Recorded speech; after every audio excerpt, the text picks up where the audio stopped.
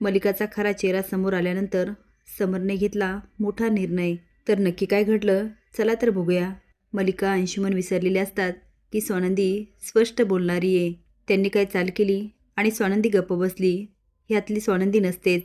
त्यांच्या प्लॅननुसार सुष्मिताने छोटा ड्रेस घातलेला असतो आणि पार्टीमध्ये एकच गोंधळ उडतो आणि याची मजा अंशुमन आणि मलिका घेत असतात. आणि तेवढ्यावर थांबत नाही. मलिका म्हणते, स्वानंदी अगं तुझी बहीण आहे ना, तू का केलंस असं? तेव्हा मंदाकिनी म्हणते, बोल ना स्वानंदी, का केलंस असं तू? शेवटी तू दाखवून दिलंस की तू सावत्र मुलगी आहे, सावत्र बहीण आहे. आजपर्यंत मला वाटत होतं तुझं सुष्मितावर खूप प्रेम आहे, पण नाही. सुष्मिता ह्या घरात आली आणि तू जळायला लागलीस. स्वानंदी म्हणते, खरंच आई, मी सुश्वर जळणार? तुला खरंच असं वाटतं? मंदाकिनी म्हणते, हो, वाटत नाही, खात्री माझी. बाब म्हणतात, मंदाकिनी हे काय बोलतेस? रोहन म्हणतो, आई तू शांत बस बरं. मंदाकिनी म्हणते, मी नाही बसणार शांत. हिने सुष्मिताला असा का ड्रेस दिला? हिचा प्लॅनच असणार. सुष्मिता अशी येणार आणि सगळे तिला नाव ठेवणार.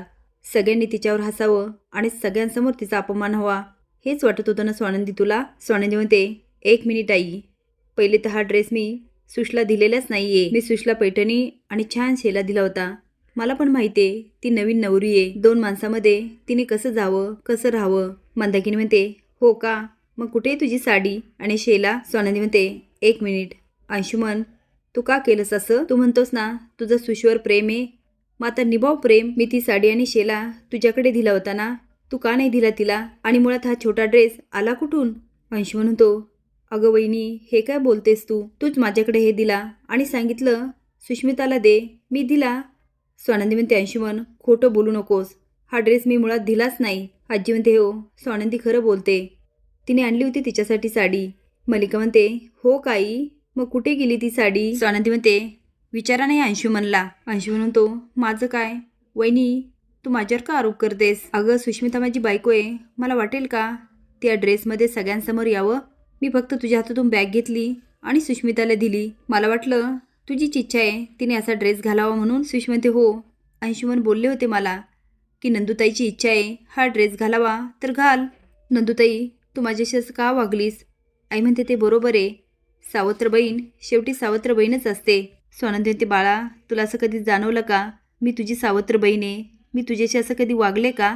मंदाकिनी म्हणते, वागलीस हे काय आत्ताच वागलीस? माझंच चुकलं, मी तुझ्यावर सख्या मुलीसारखं प्रेम केलं. रोहन म्हणतो, आई अगं काय बोलतेस तू? ती रोहन तू शांत बस. आदिरा म्हणते, तुम्ही नंदुताईला असं नाही बोलू शकत. मलिका म्हणते, आदिरा ते तुझ्या सासूबाई आहे ना, सासूबाईशी असं बोलतात? आम्ही तुझ्यावर हे संस्कार केले का? हो ना समर?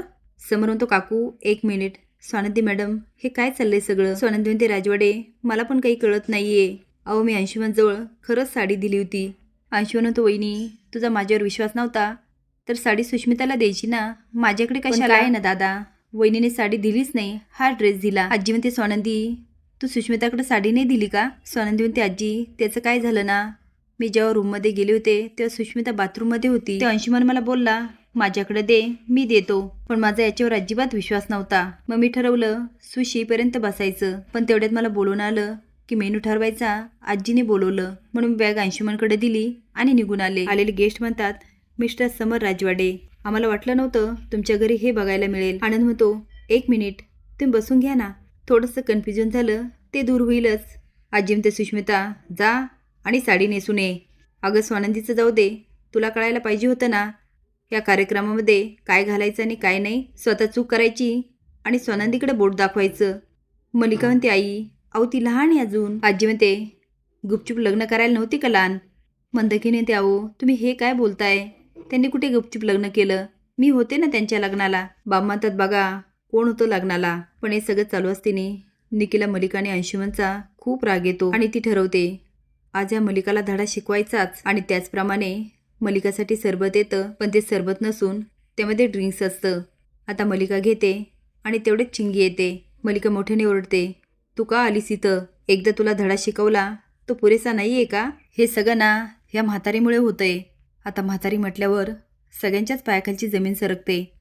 अंशुमन म्हणतो, मॉम तू गप रे. काय गे चिंगी, एकदा घरात पडली ते पुरेसे नाही आहे का? तुला पाडण्यासाठी पायरीवर आम्ही ऑइल टाकलं होतं, त्यावर तू घसरून पडली आणि तुझं बाळ गेलं.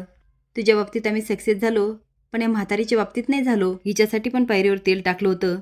म्हातारी सटकली पण वाचली. आता मात्र समर मोठ्याने ओरडतो, काकू. मलिका म्हणते, काकू काय काकू? आता येणाऱ्या बऱ्याच एपिसोडमध्ये आपल्याला हे सगळंच बघायला मिळणार. असेच नवीन अपडेट जाण्यासाठी लाईक आणि सबस्क्राईब करा. धन्यवाद.